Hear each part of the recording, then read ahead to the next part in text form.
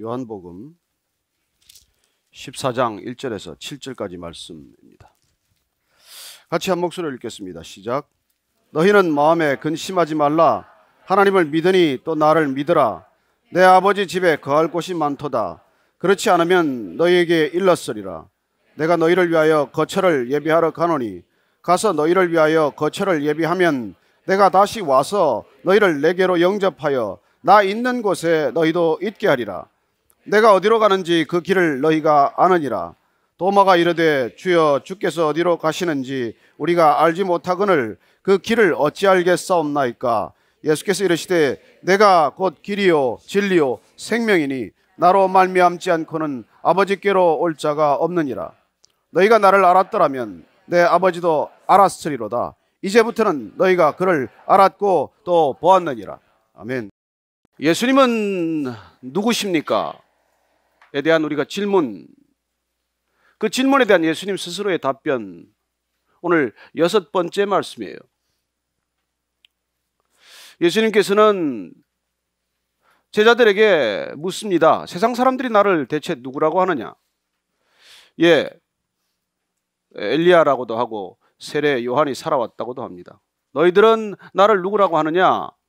베드로가 대답하지요. 주는 그리스도시요 살아계신 하나님의 아들입니다. 예수님께서도 그 답을 듣고 놀라셨어요. 마요나 시모나 복이 있도다. 이를 알게 한 이는 사람이 아니야. 혈육이 아니야.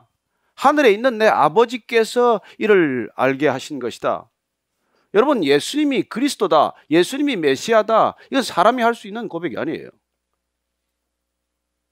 눈앞에 사람을 두고 12 제자들이 가이사랴 빌립보 지방에서 그 묻는 질문에 주는 그리스도다, 내 눈앞에 있는 이분이 메시아다, 하나님이다, 이런 고백은 할 수 있는 게 아니에요. 그래서 예수님 내 능력으로 믿는 것 아닙니다. 그리고 우리는 예수님이 누구신지를 예수님 스스로 선포하는 이 말씀에 귀를 기울이게 된 이 고마운 동기는 어디서 비롯된 것입니까? 사도 요한은 제자들 중에서 가장 오래 살았던 사람이에요. 그는 예수님이 누구신지에 대해서 곰곰 묵상하다가 이미 나와 있는 마태, 마가, 누가복음을 충분히 읽어보았을 것입니다. 그리고 그는 더 깊은 묵상을 통해서 예수님의 기적과 예수님께서 내가 누구인지를 드러내고자 하는 이 분명한 자기 선언, 자기 선포가 밀접하게 관련이 되어 있음을 발견한 것이죠. 예수님은 그냥 기적을 베푸신 분이 아닙니다.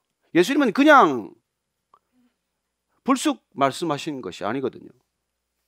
그래서 예수님께서 왜 어떤 목적으로 기적을 베푸셨으며 이 기적이 뜻하는 바, 그리고 이 기적 끝에 예수님께서 선포하신 나는 누구다라고 하는 자기 선언, 하나님의 하나님 선언, 그걸 이렇게 7가지로 잘 요약을 한 것이죠. 그래서 요한복음은 시간 순으로 흘러가지 않습니다. 예수님이 누구신지를 이렇게 분명하게 정확하게 기록한 것은 사도 요한이 만년에 예수님이 누구신지를 더 깊이 깨닫게 되면서 우리에게 남겨준 정말 보물과 같은 것이죠. 그리고 우리는 예수님께서 이미 선포하신 자기 선언을 들었습니다. 나는 생명의 떡이다.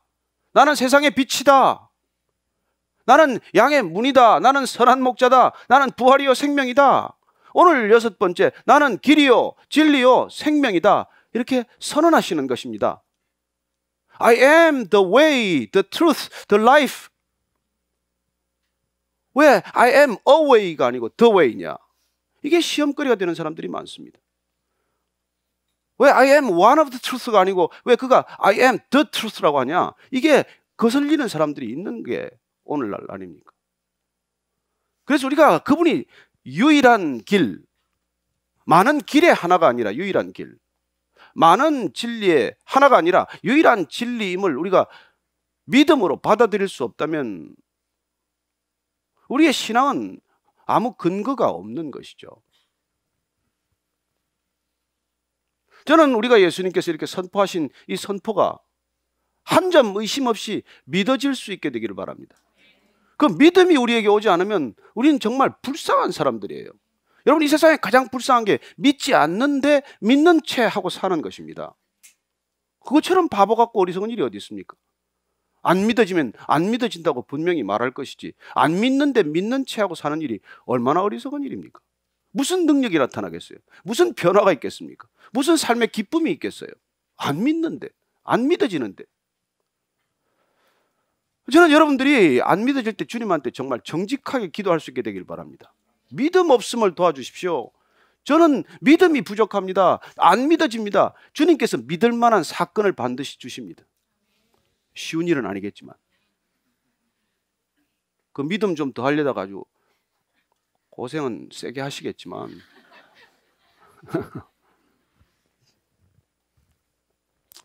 그렇습니다. 오늘 예수님께서 이 길이요 진리요 생명이라고 선포하신 이 이전 상황을 우리가 보면 예수님께서 마가의 다락방에서 마지막 만찬을 하십니다. 식사 도중에 갑자기 허리에 수건을 두르고 제자들의 발을 씻기기 시작합니다. 어떻게 그런 일이 가능합니까? 지금 이 시대조차 가능한 일입니까? 아니, 흉내는 내지요. 세족식이라는 이름으로. 그리고 예수님께서는 제자들의 발을 씻기면 뿐만 아니라 성만찬을 나누시면서 너희들 중에 한 사람이 나를 팔리라, 배신하리라 말씀하십니다. 순간 분위기가 얼마나 썰렁해졌겠어요. 누가 배신한다는 얘기인가? 그리고 또 예수님께서는 베드로가 큰 소리 칠 때 한 번 분명히 못을 박습니다. 저는 죽어도 예수님 따라갈 거예요. 뭐라고? 너는 오늘 밤에 새벽에 닭이 울기 전에 3번 나를 부인하고 말 거야. 얼마나 놀랐겠어요. 다른 제자들도 아마 깜짝 놀랐을 것입니다. 아니, 그래도 베드로가 수석 제자인데 주님을 3번씩이나 부인한다고요? 그리고 이런 썰렁한 분위기 가운데 예수님께서는 내가 이제 떠날 것이라고 말씀합니다. 얼마나 제자들이 더 당황스럽겠습니까? 얼마나 분위기는 가라앉고 침울하겠습니까? 아니, 예수님이 떠나신다니, 지금 내가 어디까지 쫓아왔는데 지금 떠나시면 어떡한다는 말입니까? 얼마나 마음에 슬픔과 근심이 가득하겠어요. 그러나 솔직히 말하면 우리가 슬프다는 게, 근심이라는 게 예수님 때문입니까? 나 때문입니까? 여러분, 남편 죽으면 아내가 뭐 남편 사랑해서 웁니까? 뭐 그런 분도 계시겠죠. 물론 그런 분도 계시겠지만, 그러나 대개는 홀로 남겨진 내 처지가 가련해서 우는 거 아닙니까? 그래요. 어쨌건 예수님은 떠나신다니까 지금 이 제자들이 다 근심이 된 거예요. 우리는 어떻게 되나 도대체? 그런 자기 연민 때문에 생긴 근심, 이건 믿음이 아니라는 것입니다. 여러분, 자기 연민은 믿음이 아니에요. 자기 연민은 사랑도 아닙니다. 자기 연민을 통해서 신앙이 성숙하는 부분은 없어요. 감정은 신앙의 소중한 에너지지만 감정 때문에 우리 신앙이 그렇게 자라지 않는다는 것입니다. 오늘 예수님께서 14장 1절 말씀을 한번 더 읽겠습니다. 자, 이런 분위기 속에, 이 썰렁한 분위기 속에서 예수님께서 말씀하십니다. 자, 시작. 너희는 마음에 근심하지 말라. 하나님을 믿으니 또 나를 믿어라. 근심하지 말라. 걱정하지 말라. 염려하지 말라. 어떻게 하면 근심하지 않을 수 있습니까? 하나님을 믿으니 또 나를 믿으라고 말씀하십니다. 그러나 믿으면 근심 안 하는 걸 알지만은 안 되는 걸 어떡합니까? 그래요. 그 믿음이 내 믿음일 경우에는 내 믿음 자체가, 기초가 나로부터 비롯된 것이기 때문에 믿는다고 하면서도 근심에 시달리는 것이고 걱정이 떠나지 않는 것이죠. 그래서 우리가 믿는다고 하면서도 세상 사람들과 다름없는 그런 근심과 염려 속에 살아가는 것입니다. 얼마나 많은 걱정, 근심, 염려거리에 우리가 시달립니까? 있으면 있는 대로 근심이고 없으면 없는 대로 근심입니다. 성공하면 성공하는 대로 염려가 많고 실패하면 실패하는 대로 염려가 많아요.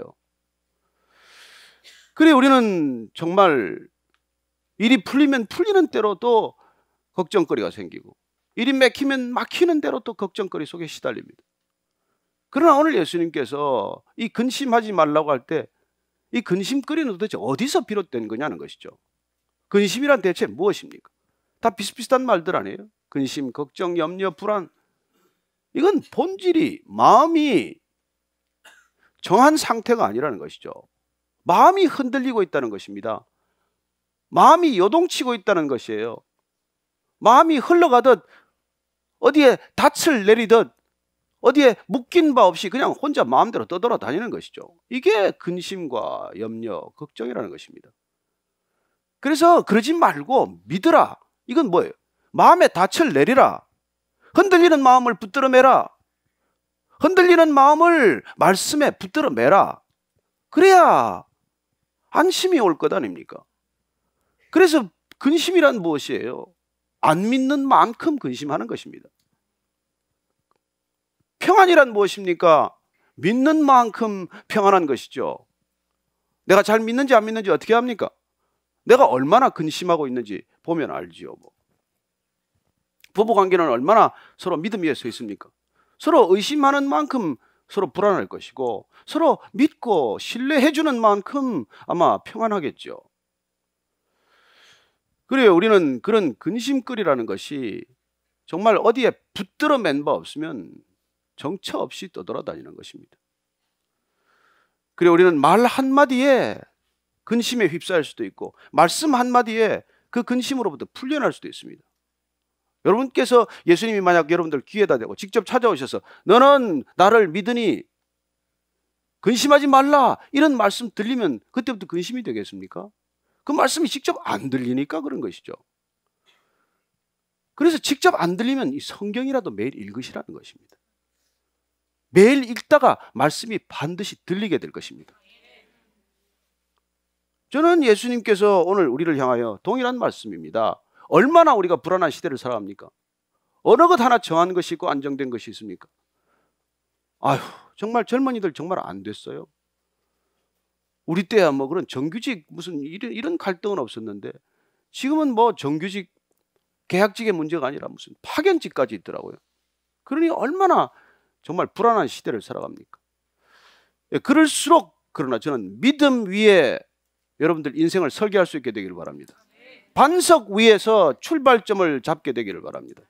그렇지 않으면 우리는 이 근심을 이기지 못해요. 그런데 오늘 예수님께서는 우리가 본질적인 근심의 이유를 말씀하시고 그 근심을 어떻게 믿음으로 이겨야 될 것이며 그 믿음을 가져야 할 가장 중요한 목적이 무엇인지를 말씀해 주고 계십니다. 2절 3절 말씀 한번 같이 읽겠습니다. 시작. 내 아버지 집에 거할 곳이 많도다. 그렇지 않으면 너희에게 일렀으리라. 내가 너희를 위하여 거처를 예비하러 가노니 가서 너희를 위하여 거처를 예비하면 내가 다시 와서 너희를 내게로 영접하여 나 있는 곳에 너희도 있게 하리라. 근심하지 말라. 나를 믿어라. 왜요? 무엇 때문에 나를 믿으라고 말씀하십니까? 내가 아버지 집에 가서 너희들을 데려올 거처를 만들고 와서 데려갈 터이니 근심하지 말라는 것입니다. 그걸 믿으라는 거예요. 그래요. 우리 크리스찬의 믿음은 무엇입니까? 이 땅에 우리가 영원히 살지 않고 하나님께서 우리를 데려가신다. 데려가실 거처가 있다. 이게 그리스도인의 정체성 아닙니까? 우리의 믿음의 본질은 다른 게 아니에요. 이 땅이 전부인 줄로 알고 살아가는 세상 가운데 오셔서 이 땅이 전부가 아니라 하늘 아버지의 거처가 있고 내가 그 거처로 너희들을 데려갈 것이다. 이게 우리의 신앙이란 말이죠. 예수님께서 이 땅에 모신 목적도 그 목적 때문입니다.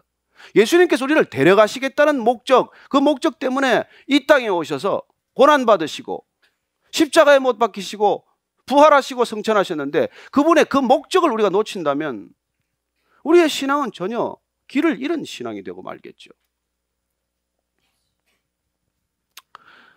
불이 나서 소방관이 구하러 갔는데 또 혹은 인질범이 잡혀 있는데 특공대원이 가서 구출하러 들어갔는데 그 사람은 들어가기 전에 이미 도면 연습, 도상 연습을 다 하고 들어가요.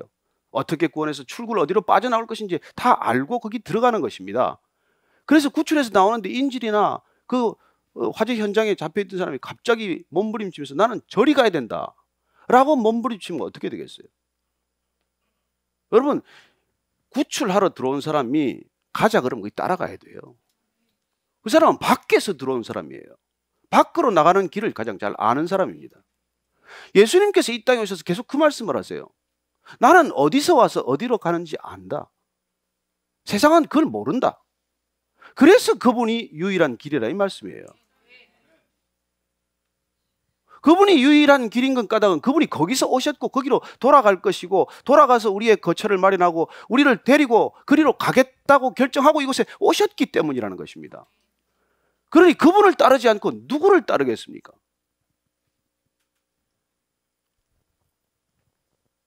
저는 예수님께서 이 땅에 오셔서 내가 길이다 이렇게 선포하신 것이 여러분들 얼마나 다행스럽고 감사한 일인지 모릅니다. 여러분, 영적 여행은 길 없는 곳에 가는 길이에요. 사실 어딘가 길인 줄 알고 가겠어요? 어디를 길이라고 우리가 감히 그 여행을 떠나겠습니까?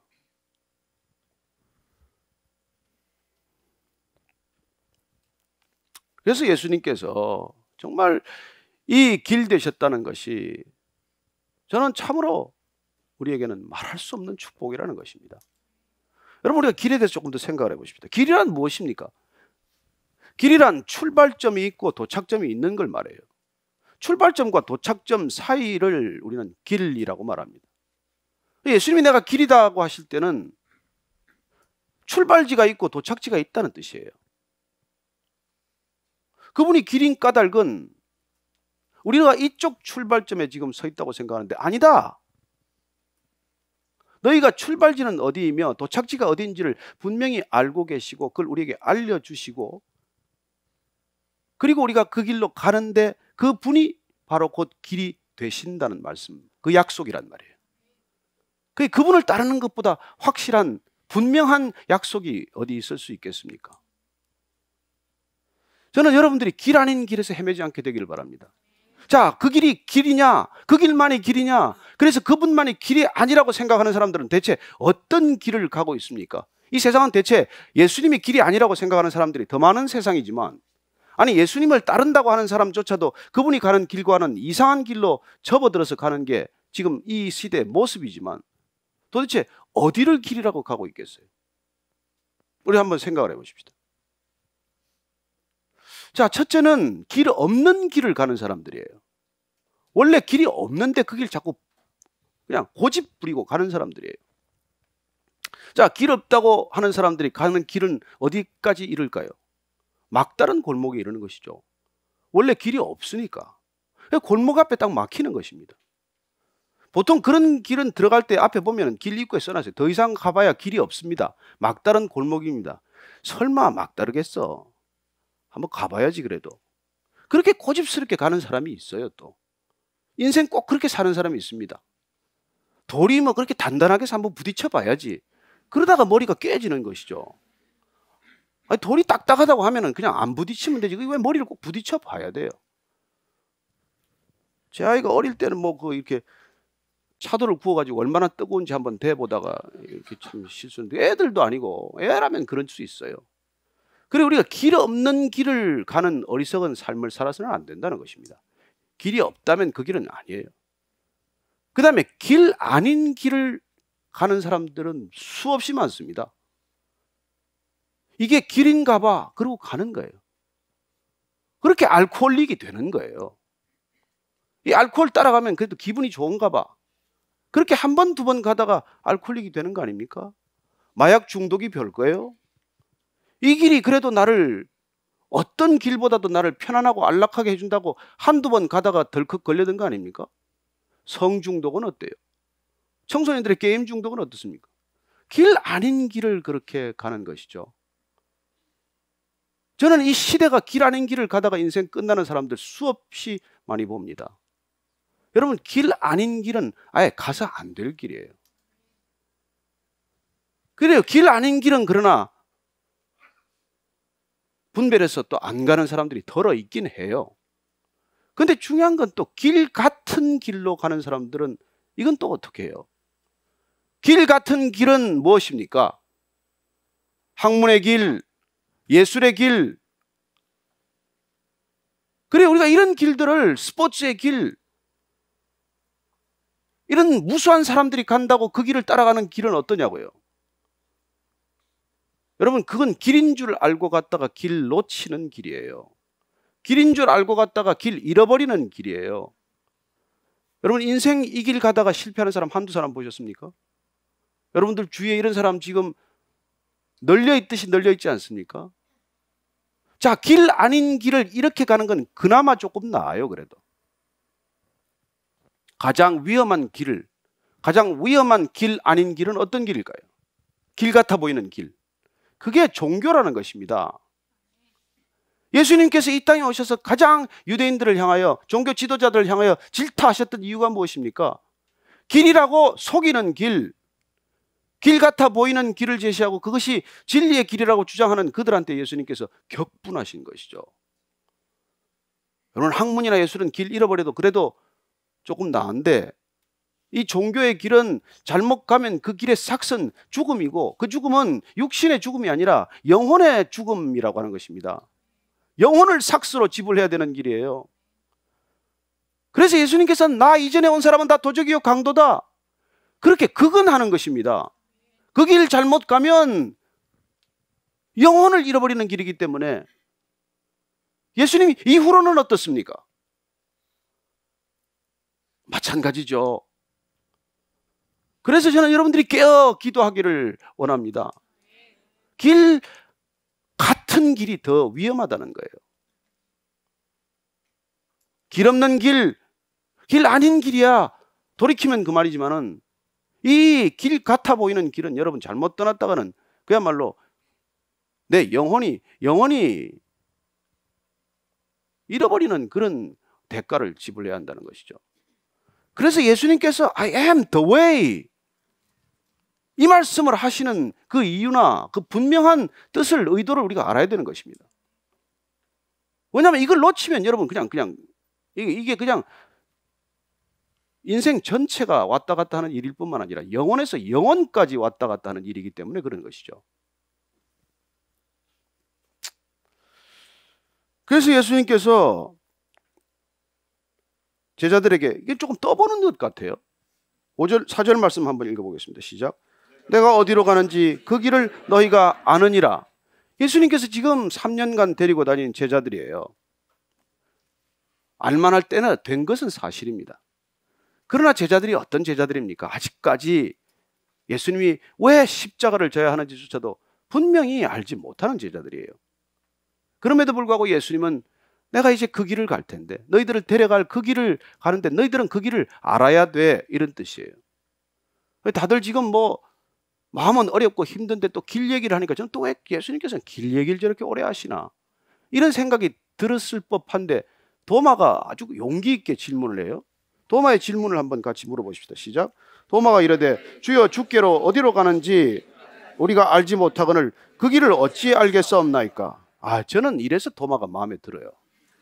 모를 때는 모른다고 물어야지. 이거 보면 모르면서 아는 체 하는 게 큰 문제예요. 여러분, 모른 체 할 때가 있고 아는 체 할 때가 들어 있긴 하지만, 이게 정직한 것 이상 중요한 게 없어요. 신앙은 정직할 때 매듭이 지어집니다. 신앙은 정직한 것만큼 자라는 거예요.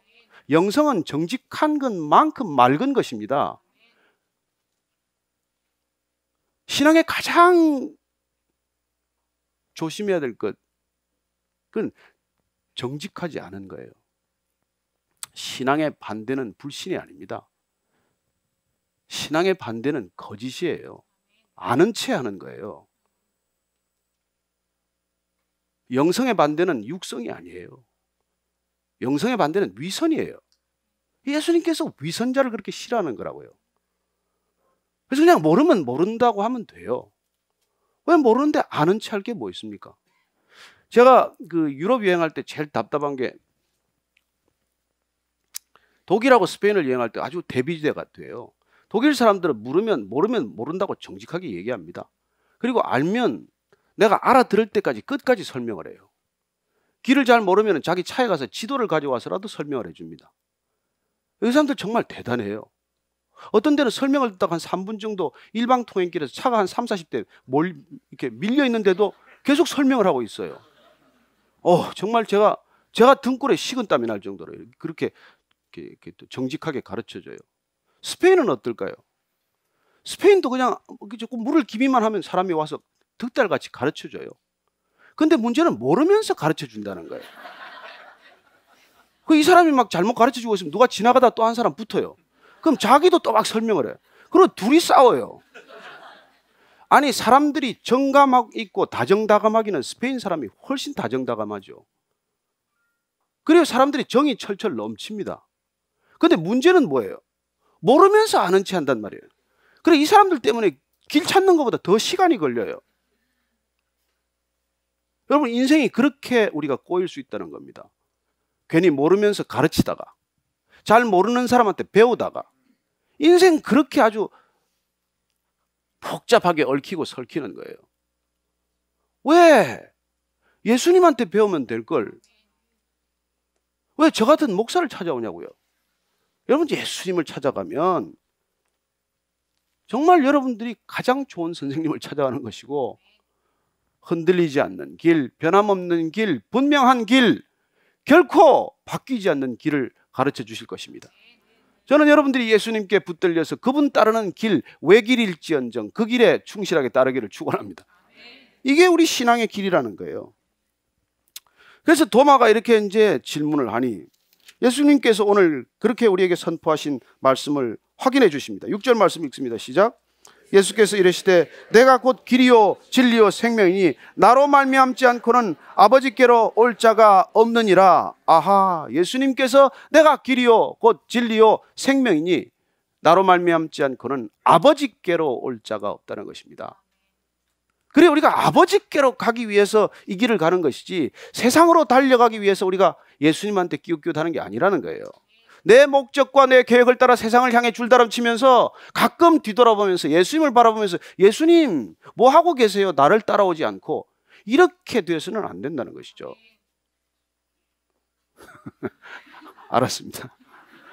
알았습니다. 그래요, 우리가 중요한 것은 예수님을 따라가다가 세상을 돌아보면서 잘 따라오나 안 따라오나, 나는 예수님을 놓쳤나 안 놓쳤나, 이걸 확인하는 게 중요하지, 내가 세상을 따르고 세상의 기준과 세상의 목적과 세상의 계획, 그 세상의 풍요를 번영을 그렇게 따르면서 예수님을 이따금 돌아보면서 예수님 뭐 하고 계세요? 왜 지금 내가 이런 고난을 겪고 내버려 두십니까? 이렇게 예수님을 흔들어 깨워서는 예수님이 애시당초 이 땅에 오신 목적, 우리를 데려가시고자 하는 목적, 우리를 데려가시고자 하는 그 목적지에서 우리가 한참 벗어날 수가 있다는 거예요. 이게 우리 신앙의 가장 중요한 포인트입니다. 그래서 크리스천들을 보면은 하나님 나라가 안 보인다는 거예요. 짐 월레스라는 기독교 작가가 그리스도인들의 삶은 자꾸 하나님 나라가 가까웠다고 말하는데 그들의 삶을 보면 하나님 나라가 도대체 느껴지지도 않고 삶의 변화가 보이지 않는다, 그렇게 말합니다. 따끔한 지적이지요. 여러분은 어떻습니까? 누구를 지금 따르고 계십니까? 우리가 따르고 있는 그분을 세상은 궁금증을 가지고 바라보고 있습니까? 그게 중요한 것이죠.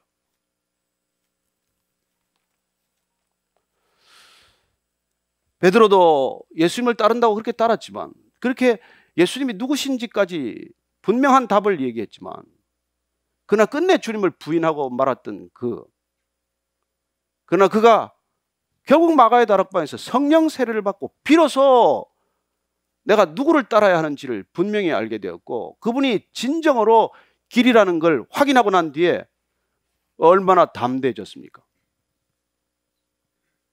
그는 유대 지도자들을 향해서 선포합니다.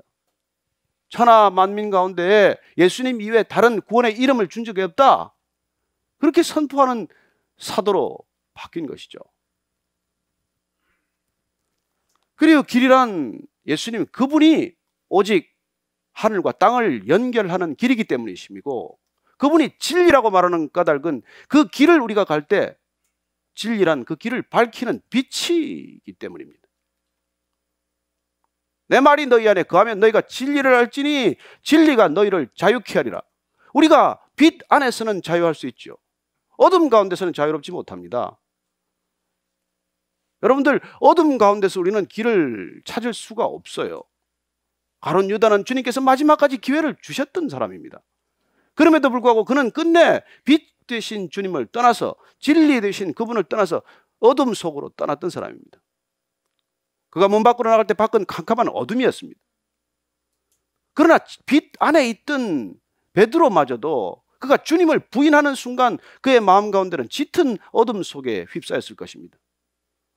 주님을 다시 만나서 마지막에 갈릴리 해변가에서 내가 나를 사랑하느냐 3번씩 확인할 때 그 질문에 내가 주를 사랑한다고 답변할 때까지 그는 빛을 떠났기 때문에, 진리 되신 그분을 떠났기 때문에 어둠 가운데 방황했던 시간이라는 것이죠.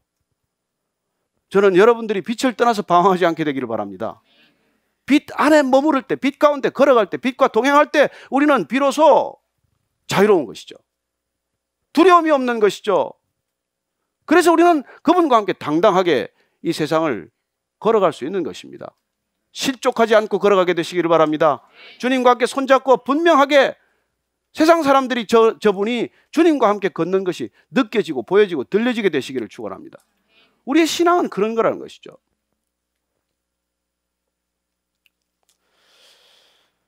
그 예수님께서 오늘 이렇게 말씀해 주십니다. 7절 말씀입니다. 시작. 너희가 나를 알았더라면 내 아버지도 알았으리로다. 이제부터는 너희가 그를 알았고 또 보았느니라. 예수님께서 결정적으로 말씀해 주십니다. 내가 길이요 진리요 생명이라는 것을 너희들이 믿음으로 받아들인다면 너희들은 하나님 아버지를 알았고 또 보았다라고 말씀하시는 것이죠. 저는 예수님이 이렇게 말씀하셨던 여러분들이 정말 말씀을 알면 예수님을 보았고 예수님을 알았다라고 말씀할 수 있게 되기를 바랍니다. 이렇게 알았고 보았다라고 말하니까 또 빌립이 또 실컷 얘기했는데, 실컷 얘기 끝났는데 그래도 아버지를 한 번만 보여주시면 제가 속이 시원하겠는데 또 그렇게 얘기합니다. 저는 그렇게 얘기할 수 있는 빌립도 참 다행이고, 또 제 같으면 그런 질문 들으면 얼굴에 짜증이 확 배어났을 텐데 짜증 없이 그래도 그윽한 미소를 띠고 다시 그 빌립이 하나님 아버지를 보여달라는 데까지 이르렀음에도 주님께서는 대답해 주십니다. 한번 9절, 10절, 11절 제가 읽어드리겠습니다. 예수께서 이르시되 빌립아, 내가 이렇게 오래 너희와 함께 있을 때 내가 나를 알지 못하느냐? 나를 본 자는 아버지를 보았거늘 어찌하여 아버지를 보이라 하느냐? 내가 아버지 안에 거하고 아버지는 내 안에 계신 것을 내가 믿지 아니하느냐? 내가 너희에게 이르는 말은 스스로 하는 것이 아니라 아버지께서 내 안에 계셔서 그의 일을 하는 것이라. 내가 아버지 안에 거하고 아버지께서 내 안에 계심을 믿으라. 그렇지 못하겠거든 행하는 그 일로 말미암아 나를 믿으라. 이렇게 말씀해 주십니다. 저는 이 말씀이 우리에게 동일하게 들려야 한다고 믿습니다. 그리고 이렇게 들려야 합니다. 너희들이 이렇게 교회 다니고 너희들이 이렇게 성경을 많이 읽었는데도 불구하고 아직까지 나를 알지 못하느냐? 예수님께서 물으시는 거예요. 그리고 나를 안다면 너희들은 하나님을 안다고 말할 수 있어야 될 터인데 너희들은 아직까지도 나를 알지 못하느냐? 내가 내 안에 거하고 내가 내 안에 거할 때 이걸 내가 믿는다면 너희들은 무슨 말을 하든 나의 말을 하게 될 것이라 말씀하시는 것이죠. 여러분들이 주님 안에 거하고 예수님이 여러분 안에 거한다는 것을 믿을 수만 있다면, 그게 믿어진다면, 그러면 저와 여러분들이 하는 말은 주님의 말이 될 것입니다. 이게 주님이 원하시는 거예요. 그래서 아까 말씀드린 짐 월레스가 왜 주님 말씀대로 우리가 살지 않냐? 그러면 성경이 도대체 무슨 필요가 있냐?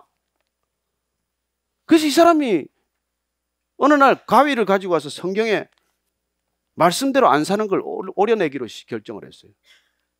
성경에 둘 필요가 없잖아요. 그 실험을 한 것이죠. 그래서 그는 특별히 가난한 이웃들하고 있는 게 부담스러웠기 때문에 가난한 사람들에 대해서 주님 말씀하시는 걸 오려내기로 작심을 했어요. 그래서 구약에서부터 이제 자르기 시작하는 것입니다. 레위기에 보면은 희년 제도가 있어요. 50년 되면 다 돌려줘야 합니다. 가난해진 이웃들, 더 이상 회복할 수 없는 사람들, 도대체 제 힘으로는 일어설 수 없는 사람들, 그들에게 모든 걸 다 되돌려주라는 희년 규정 다 제해버렸어요. 예언서에 가난한 이웃과 과부와 고아들을 돌보라는 말 다 제해버렸어요.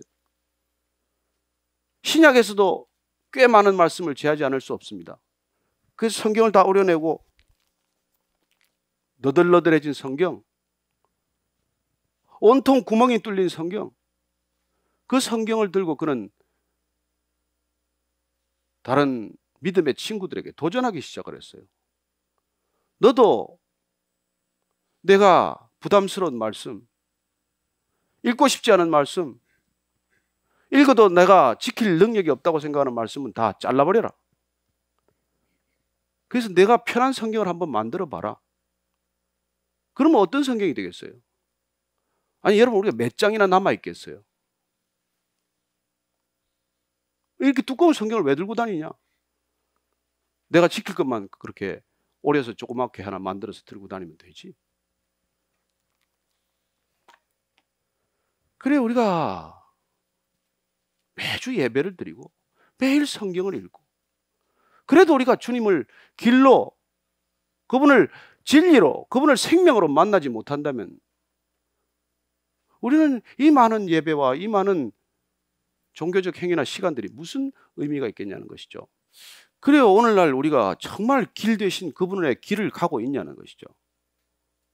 우리는 세상의 길을 가기 위해서 그분을 잠시 우리 길에다 불러 세우는 건 아닙니까?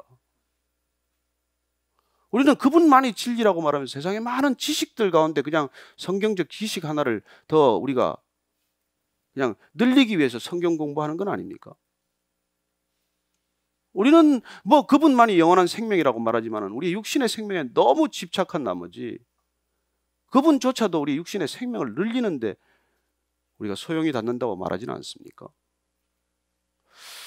그래요, 오늘 우리가 예수님께서 정말 길이요 진리요 생명이라고 할 때 저는 이 선포에 대해서 우리가 정말 믿음으로 받아들일 수 있게 되기를 바랍니다. 그러면 우리 삶은 변하게 돼 있어요. 우리는 더 이상 내 의지대로 내 길을 가고자 하지 않습니다. 어쩌면 우리는 내 생각을 갖다가 진리라고 착각하지 않습니다. 그래서 그분을 길이요 진리요 생명으로 만나는 길이 뭐예요? 또 다른 길이. 어떻게 해야 그분을 길이요 진리요 생명으로 만나느냐는 것이죠. 그럴 수만 있다면 나는 모든 것 다 내가 헌신하겠다, 그런 분들이 계십니다. 그리고 그분께서는 이 성경이 곧 길이요 진리요 생명이라고 우리에게 주신 것입니다.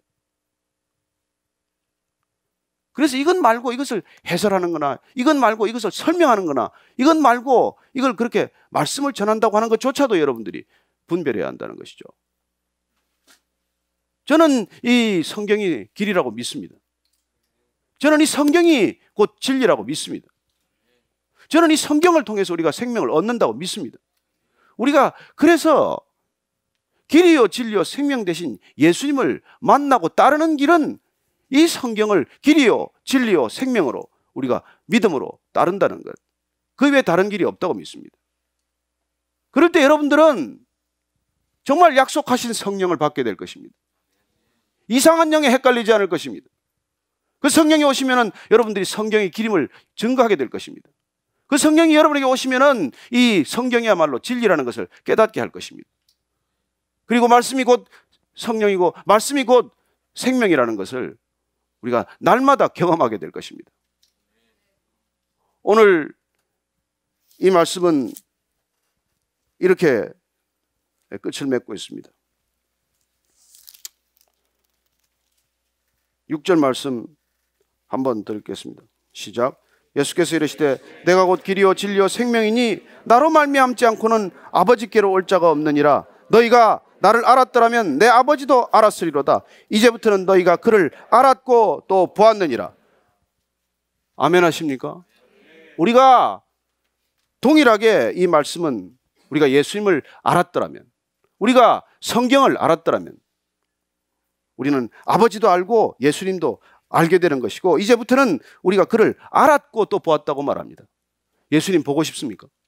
예수님 알고 싶으십니까? 저는 여러분들이 이 말씀 가운데 예수님을 만나고 볼 수 있다고 믿습니다. 의심 많은 도마가 아버지 좀 보여주십시오, 그렇게 또 질문했을 때 예수님께서 들려주신 답변입니다. 그래도 도마는 정직한 편이에요. 길 얘기를 하는데 길을 못 알아들었으니까 길 좀 보여주십시오. 여러분, 모르는데 아는 것처럼 하는 게 또 얼마나 큰 저게 이 문제입니까? 그래도 도마는 모를 때 모른다고 얘기한 사람이에요. 그래서 끝까지 그는 사도의 길을 갈 수 있었던 사람입니다. 저는 우리가 모를 때 정직하게 주님 앞에서 모른다고 고백할 수 있게 되기를 바랍니다. 그렇게 했더니 예수님께서 이렇게 또 말씀해 준 것이죠. 나중에 또 빌립이 또 말합니다. 제발 아버지 좀 보여주세요. 그리고 이런 제자들을 주님께서 두고 떠나십니다. 왜요? 보혜사 성령이 와야 결론이 날 거니까. 그분이 오셔야 이 모든 의심에서 벗어날 것이니까. 예수님을 보고도 아버지를 보여달라고 하는 그 제자들이 언제 변하게 됩니까? 그렇죠? 성령 세례가 임할 때 그들은 변했습니다. 저는 성령 세례가 여러분들 각자에게 임하게 되기를 바랍니다. 그래서 길 되시고 진리 되시고 생명 되신 그분에서 떠나지 않게 되기를 바랍니다. 그분과 동행하는 삶, 그분 때문에 한 주간의 삶이 일어나 빛을 발하는 삶 될 수 있게 되기를 축원합니다. 여러분 기억하십시오. 예수님께서는 우리 생명의 떡입니다. 세상의 빛이십니다. 양의 문입니다. 선한 목자입니다. 그는 부활이요 생명이고 길이요 진리요 생명 되시는 분입니다. 이걸 우리가 믿게 되면 예수님께서 우리에게 조금 듣기는 부끄러운 얘기지만, 그리고 조금 자신 없이 받아들일 수도 있지만 12절 말씀 약속을 해주십니다. 한번 12절 말씀 읽고 마치도록 하겠습니다. 12절 말씀 같이 읽습니다. 시작. 내가 진실로 진실로 너희에게 이르노니 나를 믿는 자는 내가 하는 일을 그도 할 것이요 또한 그보다 큰 일도 하리니 이는 내가 아버지께로 감이라. 아멘. 아멘. 여러분 주님보다 더 큰 일 하게 되실 것을 믿으시기 바랍니다. 우리가 주님 따르기로 결단하고 길 대신 주님의 길을 가고 진리 대신 그분을 진리로 우리가 살아내면 약속대로 주님께서 내가 했던 일보다 더 큰 일을 너희들도 하게 될 것이라는 이 말씀 믿으시게 되기를 바랍니다.